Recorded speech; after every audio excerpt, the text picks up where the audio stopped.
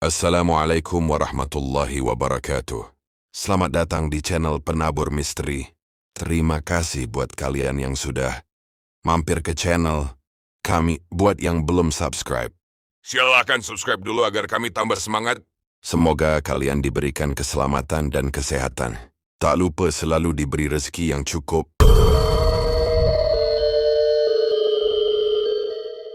Kali ini kami akan membawakan cerita yang berjudul Cinta Ditolak Dukun Bertinadak. Oke, nggak usah menunggu lama, kita langsung ke ceritanya.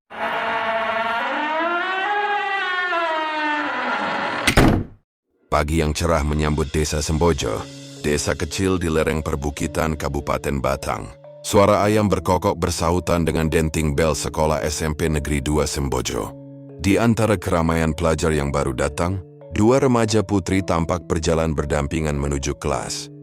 Ayu Wulandari dan Citra Lestari, dua sahabat karib yang tak terpisahkan sejak duduk di bangku kelas 7. Keduanya duduk di kelas 8, meskipun berbeda kelas. Ayu yang kalem dan rajin, sedangkan Citra lebih ceria dan pemberani. Tiap istirahat, mereka selalu duduk bersama di bawah pohon trembesi besar di halaman sekolah, membicarakan segala hal dari PR matematika hingga drama Korea terbaru. Hari itu seperti biasa mereka menikmati bekal sambil tertawa kecil.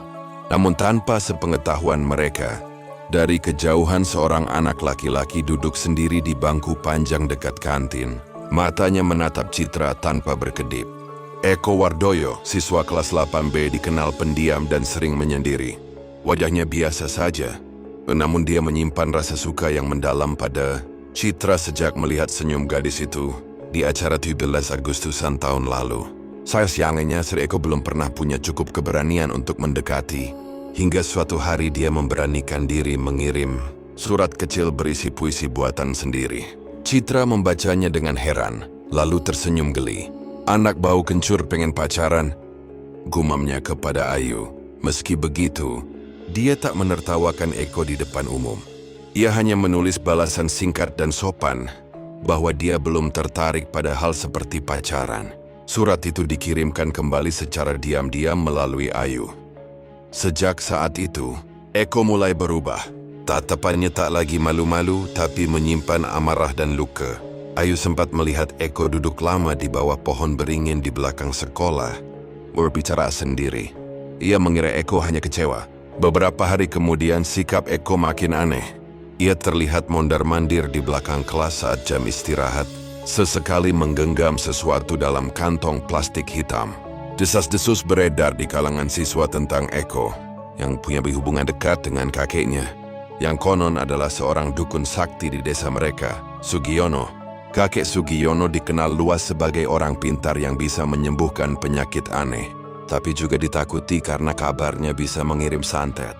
Mitos lama yang beredar di desa menyebutkan bahwa keluarga Sugiono memiliki aji pengikat sukma, mantra kuno untuk mengikat hati seseorang lewat kekuatan gaib. Suatu sore ketika Eko pulang sekolah, ia berjalan kaki ke rumah kakeknya yang berada agak terpencil di pinggir desa. Dengan wajah penuh dendam, ia mengadu pada kakeknya tentang cintanya yang ditolak. Awalnya Sugiono hanya tertawa kecil, menasihati cucunya bahwa cinta anak SMP tak perlu dibawa serius. Tapi saat melihat mata Eko yang berkaca-kaca dan mendengar nada suaranya yang penuh sakit hati, hatinya luluh. Ia memang sangat menyayangi cucunya, dan meskipun hatinya ragu, akhirnya ia bersedia membantu. Namun ia memberi satu syarat penting: tumbal kain putih bertuliskan raja harus diletakkan di tanah yang sering dilewati si target. Omad-romain, ketika kabut tipis mulai turun dan suara jangkrik mendominasi keheningan, Sugiono memulai ritualnya. Ia menggambar raja di selembar kain kafan putih, lalu membaca mantra sambil membakar kemenyan dan bunga setaman. Bau menyengat menyeruak, dan bayangan-bayangan hitam mulai muncul di pojok ruangan. Sugiono bersenandung lirih, lalu berbisik ke cucunya, "Bawalah ini, tanam di jalan setapak di dekat lapangan. Pastikan ia melangkahinya, maka tubuhnya akan lemah tapi tidak mati siksaan lambat." Malam itu, pasar malam digelar di lapangan dekat sekolah. Meriah dengan lampu warna-warni dan musik dangdut koplo yang menggema dari panggung hiburan rakyat. Ayu dan Citra, seperti remaja lain, tak mau ketinggalan. Mereka pergi berdua membeli gulali, mencoba wahana ombak banyu, dan tertawa melihat atraksi badut. Tidak ada tanda bahaya. Di sisi lain lapangan, Eko mengamati dari kejauhan, wajahnya penuh harap. Gentemo malamnya adalah sesuatu yang ditentukan oleh kakeknya. Ia telah menanam buntelan kain putih berisi raja. Santet itu di jalan setapak yang biasa dilewati anak-anak. Pulang dari pasar malam. Ketika malam semakin larut, Ayu dan Citra memutuskan pulang melewati jalan setapak tersebut tanpa mengetahui jebakan yang menunggu. Angin berhembus dingin dari sela-sela pohon bambu. Daun-daun berdesir pelan, dan suara burung hantu terdengar samar. Citra menggandeng lengan Ayu sambil berjalan cepat. Ayu yang sedikit tergesa melangkah lebih dulu. Tanpa sadar, ia melangkahi tanah yang terlihat sedikit gembur. Seketika tubuhnya gemetar, kakinya limbung, dan ia hampir terjatuh. Citra yang panik langsung menangkapnya. "Yuk, kamu kenapa?" tanya Citra cemas. Ayu hanya menggeleng pelan. "Cuma pusing tiba-tiba," gumamnya. Mereka pun melanjutkan perjalanan pulang. Sampai di rumah, Ayu masih merasa kepalanya berdenyut. Ibunya Sulastri memeriksa suhu tubuhnya dan memintanya beristirahat. Nenek Wigati yang mendengar keluhan itu hanya diam sejenak, lalu duduk bersila di pojok kamar, matanya tajam memandangi cucunya yang terbaring. Ada aura asing yang menyelubungi tubuh Ayu, namun ia belum bisa memastikan. Tengah malam Ayu menjerit keras dari dalam kamar. Ia bermimpi buruk. Dalam mimpinya ada sosok makhluk bertubuh hitam legam, bermata merah, menyala yang mencengkeram kakinya, dan sosok perempuan berambut panjang terurai hendak mencekik lehernya. Ayu terbangun dengan peluh dingin, napas memburu. Teriakan itu membuat Sulastri dan Wigati terjaga. Wigati bergegas masuk ke kamar cucunya. Ketika membuka pintu, matanya langsung terpaku pada sudut kamar. Sesuatu yang tak bisa dilihat manusia biasa sedang bergelantungan di sana. Sesosok kuntilanak menggantung di langit-langit kamar.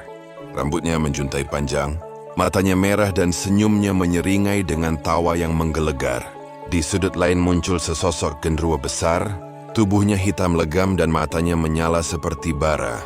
Tanpa ragu, Wigati berdiri tegak, lalu berseru lantang, "Kowe dudu makhluk panggonan kene."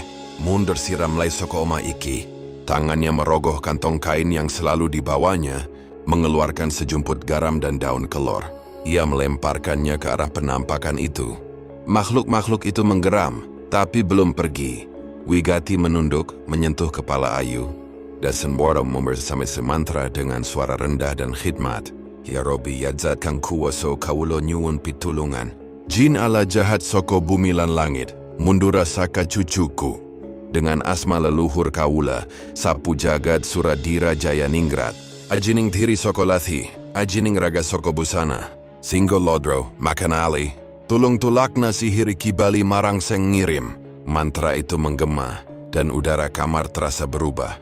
Kuntilanak menjerit panjang, genderuwo meraung marah, lalu sekejap mata keduanya lenyap dalam kabut hitam. Ayu terengah-engah, tubuhnya menggigil hebat. Wigati mengelus kepala cucunya dan berbisik, "Wis le, wes aman." Tapi iki dudu godaan biasa. Iki kiriman. Pagi harinya, suasana rumah Ayu masih terasa berat. Sulastri menyeduhkan teh hangat dan memintanya untuk tidak masuk sekolah dulu. Ayu masih pucat dan sering mengeluh pusing. Nenek Wigati duduk di ruang tamu sambil membakar kemenyan. Matanya menerawang ke sudut-sudut rumah. Ia tahu serangan itu bukan kebetulan dan bukan pula sekadar gangguan gaib biasa. Ada niat jahat yang dikirim dengan sadar, menggunakan ilmu hitam yang kuno dan keji. Setelah menyelesaikan ritual pembersihan singkat, Wigati kembali ke kamar Ayu. Ia duduk di samping tempat tidur dan bertanya lembut, "Nduk, kowe ngerti opo seng nyebabke iki? Opo kowe tahu gawe salah karo sopo wae?" Ayu menggeleng lemah. Namun setelah berpikir sejenak ia berkata lirih, "Citra kemarin cerita, dia nolak cinta Eko, anak kelas 8B. Tapi ya cuma nolak biasa, gak ada marah-marah." Wigati mengernyit, nama itu membuat bulu kuduknya berdiri.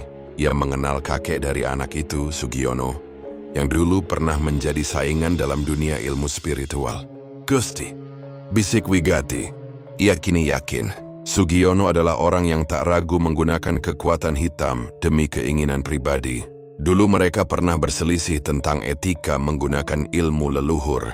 Sugiono memilih jalan pesugihan dan pengaruh gaib, sementara Wigati memilih menjadi penjaga batas antara dunia manusia dan dunia halus. Jika benar santet itu datang dari tangan Sugiono, maka ini bukan urusan ringan. Ini perang lama yang kini menjalar pada cucu mereka. Siang harinya, Ayu kembali mengalami gangguan. Tiba-tiba ia mengigau dalam tidur, menyebut-nyebut nama-nama aneh, dan menggigit lidahnya sendiri. Suhu tubuhnya mendadak panas seperti terbakar. Wigati segera mengambil kendi kecil dari almari tua, lalu duduk bersila di samping tempat tidur. Ia memejamkan mata, memanggil leluhur yang menjaga garis keturunannya. Ia membisikkan mantra ke dalam segelas air. Saking panggonan suwung tak udar mangsa. Kaula nyuwun bantuan leluhur kaula, sing jaga-jagat, sing jaga jiwaku, jiwane anak turunku. Tulung diparingi padang, dibasuh soko racun gaib, kembali marang asal muasal niat elek. Air itu kemudian ditiupkan 3 kali, lalu diminumkan pada Ayu. Tak lama kemudian, Ayu terbatuk keras dan tubuhnya terkulai lemas, namun demamnya perlahan reda. Wigati menghela napas panjang. Ia tahu waktu mereka tidak banyak. Semakin lama tumbal santet itu tertanam di tanah, maka jiwanya akan semakin terikat. Malam ini ia harus mulai melacak sumbernya secara langsung. Menjelang malam, Wigati mempersiapkan ritual lanjutan. Ia menggambar lingkaran dengan arang di tengah halaman rumah, menyalakan dupa, dan meletakkan kendi berisi air 7 sumur di tengah lingkaran. Ia duduk bersila, komat kamit memanggil sukma penjaga. Sulastri menonton dengan cemas dari balik jendela. Tak lama suara angin menderu, dan bayangan putih melintas cepat. Mantra Wigati semakin keras, dan tiba-tiba kendi di depannya bergetar. Gumpalan asap muncul dan dari dalamnya terdengar suara lirih. Soko putune wong tua hitam, panjaluk dendam tresna wis diucapke. Suara lirih dari asap itu semakin jelas, seperti napas berat yang membawa kabar petaka. Poten Sugiono, panjaluk wis kawujud. Nanging tumbal ora pas sing kesentuh dudu sasaran. Mata Wigati terbelalak. Jadi benar, santet itu dikirim untuk Citra, tapi Ayu yang justru menjadi korban karena tanpa sengaja melangkahi tempat tumbal itu ditanam. Ia menggigit bibir marah sekaligus khawatir. Kesalahan kecil bisa berujung maut jika tidak segera ditangani. Sementara itu di rumah Eko, Sugiono sedang melakukan ritual lanjutan. Di dalam ruang kecil penuh asap kemenyan dan sesajen ayam cemani, ia membaca mantra dengan mata memejam. Di hadapannya Eko duduk bersila, wajahnya cemas dan berkeringat. Ia tidak tahu betapa besar harga yang harus dibayar untuk memaksa cinta. Sugiono membuka mata, menatap cucunya dengan sayu. Konek kowe isi arep lanjut, nyawamu setengah wes tak gadeke. Opo kowe siap? Eko mengangguk. Ia terlalu mabuk oleh dendam dan rasa cinta yang ditolak. Sugiono pun melanjutkan mantranya dengan suara berat. Sapa sing nolak tresnaku, bakal ngerasa kira sesekarat ora mati. Tangis tak simpen, nyawane tak gantung. Wong sing ngalang tak pasrah ke marang lelembut alas. Di malam yang sama, Ayu kembali mengalami gangguan. Kali ini lebih parah, tubuhnya mendadak kaku seperti kayu. Dan dia berteriak dengan suara yang bukan miliknya, parau, berat dan penuh kebencian. Sulastri menangis ketakutan, sementara Wigati segera memeluk Ayu dan menutup mata cucunya, sambil terus melantunkan doa dan mantra. Suasana kamar bergetar, jendela terbuka sendiri dan angin dingin masuk menyapu seluruh ruangan. Di langit-langit bayangan menyerupai wajah Sugiono muncul dengan tawa mengerikan. Setelah Ayu tenang, Wigati tahu ia tak bisa hanya bertahan di rumah. Ia harus mencari lokasi tumbal itu dan mencabutnya sebelum terlambat. Esok harinya ia mengajak Ayu dan Sulastri ke jalan setapak dekat lapangan, tempat terakhir Ayu dan Citra lewat saat malam pasar malam. Dengan bantuan tongkat kayu dan doa pelindung, Wigati mulai meraba tanah dengan nalurinya. Di bawah pohon asem tua, ia menghentikan langkah. Iki panggonane, komamnya. Menggali pelan dengan tangan telanjang, ia menemukan buntelan kain putih yang sudah menghitam. Ketika dibuka, isinya penuh dengan potongan kuku, rambut, tulang ayam, dan rajah bertuliskan aksara Jawa kuno yang memudar. Aroma busuk menyeruak. Sulastri menutup hidung. Ayu gemetar. Wigati menggenggam kain itu dan membakar perlahan sambil membaca mantra. Wong jahat tak bali. Racune ora bakal nyantol ing daging suci. Tumbalmu salah sasaran, saiki nyawamu kang dicokot. Asap dari kain yang terbakar membumbung tinggi, lalu lenyap ditiup angin. Wigati menatap langit. Ya, saya tahu seni belum berakhir. Kakek dan cucu itu pasti akan melawan balik. Tapi kini, ia sudah tahu siapa musuhnya. Malam mulai turun di desa Sembojo. Awan menggantung pekat di langit, seolah alam pun tahu sedang terjadi perang tak kasat mata. Di rumahnya, Sugiono duduk sendirian di ruang ritual. Wajahnya pucat, keringat dingin menetes dari pelipis. Ia merasakan suatu mantranya terpatahkan. Santet yang ia kirim telah digagalkan, dan itu bukan oleh orang sembarangan. Wigati, gumamnya lirih menggeram. Ia tahu benar nama itu. Dahulu Rumberdeger sama-sama murid dari Mbah Rajiman, dukun sakti dari lereng Gunung Slamet. Namun di Wigati memilih jalan terang, sementara ia menukik ke lorong-lorong ilmu hitam. Sugiono berdiri, membuka laci tua berisi jimat, rajah dan benda pusaka. Ia mengeluarkan topeng kayu hitam, topeng pemanggil lelembut alas. Dengan darah ayam segar, ia menuliskan aksara Jawa di sekeliling topeng itu, lalu menggantungnya di depan cermin ritual. Malam itu, ia memulai pemanggilan arwah penjaga pesugihan bernama Nyai Brintik, makhluk dari dimensi kelam yang haus tumbal jiwa. Nyai, wamu wis entuk siji, tak yang jekel loro maneh. Nanging anak wedok kuwi kudu mati alon-alon. Di sisi lain, Ayu mulai menunjukkan pemulihan. Ia sudah bisa tersenyum tipis, duduk di teras bersama Citra yang datang menjenguk. Namun Wigati tidak lengah. Ia menyarankan Ayu untuk selalu memakai gelang raja dari kulit waru dan menghindari tempat sepi saat sore menjelang. Bahaya belum selesai, Nduk, ujar Wigati sambil memandang langit. Ia juga meminta Ayu untuk menyiapkan air putih di kamar setiap malam, agar bisa digunakan untuk menangkal gangguan bila muncul tiba-tiba. Tengah malam gangguan itu datang lagi. Kali ini lebih dahsyat. Ayu terbangun oleh suara gamelan yang sangat pelan. Namun anehnya terdengar dari balik dinding kamar. Ketika ia membuka mata, kamar itu sudah berubah. Lantainya menjadi tanah liat, dan di sekelilingnya berdiri sosok-sosok hitam dengan wajah kosong. Di tengah ruangan, ada sesosok wanita mengenakan kebaya merah, menyala dengan rambut panjang, menjuntai sampai lantai, matanya kosong, mulutnya terbuka lebar, dan lidahnya menjulur. Itulah Nyai Brintik, utusan Sugiono. Di dunia nyata, Ayu kejang-kejang di atas tempat tidur. Sulastri panik, memanggil Wigati yang langsung datang dengan membawa kendi dan selendang merah. Isu membentangkan selendang itu ke udara, dan bayangan hitam berusaha menerobos masuk lewat jendela. Wigati menaburkan garam di sudut kamar sambil membaca mantra keras. Nyai Brintik asale saka peteng. Ora ditimbali ora oleh mlebu. Oma iki dijogo leluhurku. Metu soko kene, sadurunge nyawamu dirembut malaikat peteng. Seketika ruangan menjadi terang oleh cahaya samar dari pelita. Bayangan itu melengking dan sirna. Ayu terbangun sambil menangis. Wigati menggenggam tangannya. Dan berkelana perang wis diwiwiti. Nduk, nek kowe kuat kita bisa menang. Pagi itu langit tampak muram meski matahari telah terbit. Wigati duduk di ruang tamu, menatap kendi tanah liat yang retak di salah satu sisi. Ia tahu, itu pertanda pertahanan gaibnya mulai digerus. Maka sebelum serangan berikutnya tiba, ia memilih mengunjungi seorang sahabat lama, Mbah Sastro, sesepuh kampung yang diam-diam juga ahli ilmu linwe. Di gubuknya yang dipenuhi asap menyan dan aroma kemenyan tua, Mbah Sastro membuka pertapaan dan mendengarkan cerita Wigati dengan tenang. Sing ngirim santet iku Sugiono, dudu wong sepele. Dheweke wis nandur perjanjian lawas karo Nyai Brintik, dukun ala Saka zaman Belanda. Para Mbah Sastro sambil meraba kendi berisi air bunga. Nyai Brintik kuwile lembut sing, njaluk tumbal bocah wedok saben purnama kaping loro. Wigati tercekat. Ternyata ini bukan sekadar soal dendam cinta, tapi juga bagian dari perjanjian gelap yang lebih tua dan lebih berbahaya. Sementara itu di sekolah Citra gelisah. Ia mendengar desas-desus tentang Eko yang tak pernah masuk sekolah. Selama beberapa hari, teman-teman mengatakan Eko sering terlihat murung, berbicara sendiri, bahkan sempat memaki guru yang bertanya padanya. Citra diam-diam merasa bersalah, tapi tak tahu apa yang sebenarnya terjadi.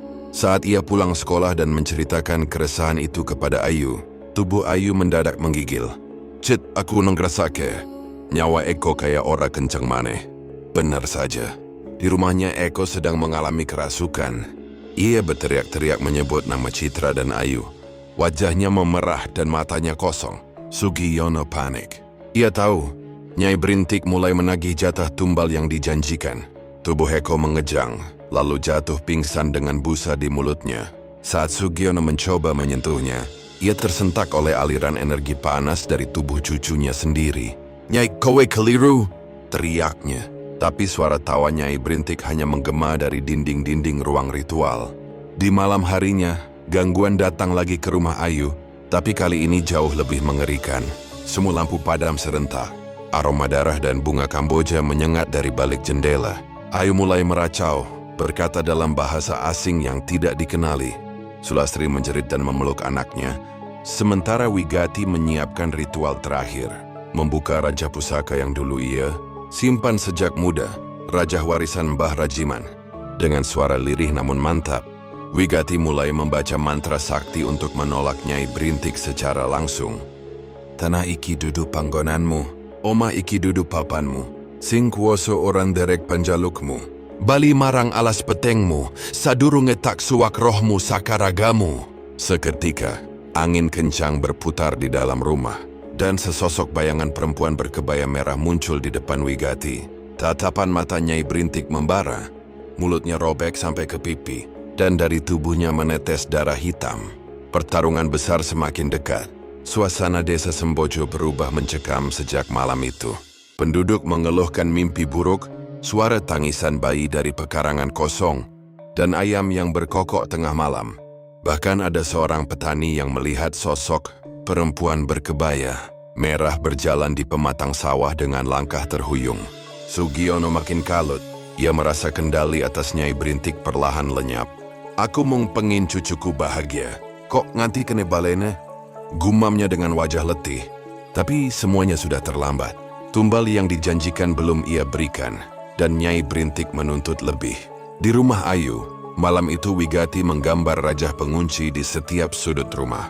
Is membakar kemenyan dan menyiapkan kendi berisi campuran air sumber, bunga kamfil, dan minyak cendana. Ayu yang tubuhnya mulai membiru tetap berbaring lemas. Sesekali mengerang dan menyebut nama Citra. "Wigati, apa dia akan mati?" tanya Sulastri dengan air mata berlinang. Wigati menatap menantunya kemudian menggeleng perlahan. "Ora nek aku durung nyerah."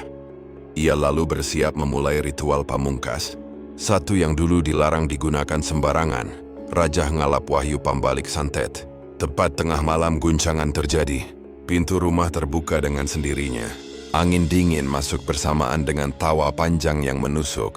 Di tengah ruangan muncul dua makhluk gaib, kuntilanak dengan rambut menjuntai ke lantai dan gendruwo hitam legam bermata merah menyala. Mereka mengepung Ayu. Wigati berdiri menghadang, membentangkan selendangnya, lalu menghantamkan ke tanah sambil membaca mantra. "Ojo nyithak keni, geni leluhurku arep ngelebur kowe, kuntiling alas gendrowo ing watu. Balik marang papan asalku, aja nganti nyawane bocah iki dari tumbalmu." Pertempuran gaib pun pecah. Wigati menyerang dengan selendang merahnya yang berubah menjadi seperti cambuk api. Gendruwo meraung dan mengayunkan tangannya ke arah Wigati, menghantam meja hingga pecah berkeping. Sementara si Kunti melayang cepat ke arah Ayu. Namun dihentikan Raja di langit-langit kamar yang menyala terang. Ayu terbangun sejenak dan berteriak. Tubuhnya mengambang di udara, mata membelalak menatap sosok gaib di depannya. Dengan segenap tenaga, Wigati menancapkan paku keramat ke lantai rumah sambil mengucap mantra terakhir. Cahaya putih menyilaukan memenuhi ruangan. Makhluk-makhluk itu menjerit, lalu tersedot kembali ke dalam pusaran hitam yang terbuka di lantai. Setelah semuanya lenyap, Ayu jatuh tak sadarkan diri. Wigati terhuyung, namun tetap berdiri, memandang ke langit yang kini terang. "Wiswayah balik no kuasa ne marang Kang Pantes," bisiknya. Di tempat lain, Sugiono tersungkur di depan altar pemujaan.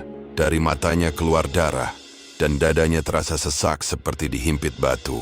Ia mencoba merapal mantra untuk bertahan, Namun semuanya sia-sia. Nyai Berintik muncul terakhir kali di depannya. Kini wajahnya bukan lagi menawan, tapi menyerupai tengkorak gosong. "Janji ora ditepati, awakmu tumbal sabanjur." Dan malam itu, terdengar suara raungan panjang dari rumah Sugiono yang membuat warga ketakutan. Pagi harinya, warga desa Sembojo gempar. Rumah Sugiono dipenuhi kerumunan. Ditemukan tubuh lelaki tua itu tergeletak tak bernyawa di ruang ritualnya.